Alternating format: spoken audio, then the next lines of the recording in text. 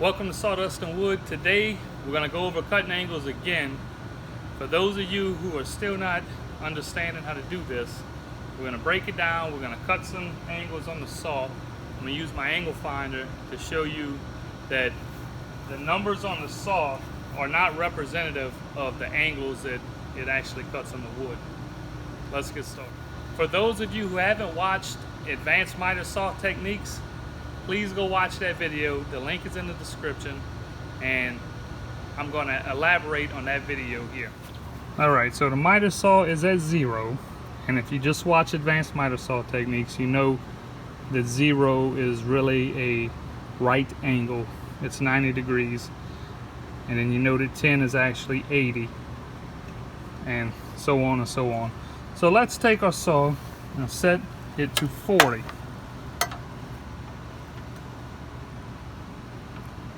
Let's get it on 40. Lock it down. Now, a lot of people think that this is a 40-degree angle. So I'm going to cut this piece of wood, and then we're going to put the angle finder on it and see what angle it gives us. Alright, so we're going to cut. Miter saw set at 40. Let's go ahead and make this cut.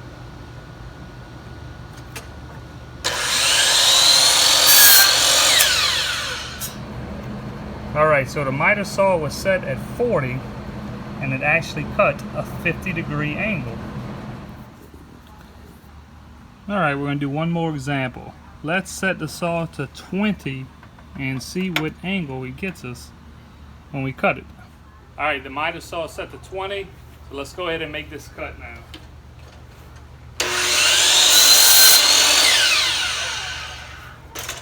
Let's see what angle we have. Alright, it's showing me it's a 70-degree angle. So the saw was set at 20, and it actually cut a 70-degree angle. Alright, so let's recap the video. The first example I did, I set the miter saw to 40, and it actually cut a 50-degree angle. 50 plus 40 equals 90. Example 2, I set the miter saw to 20, and it actually cut a 70-degree angle. And 70 plus 20 equals 90. So if you watch advanced miter saw techniques, you know this is how I read a miter saw. 0 is 90 degrees, and this is the scale system I use.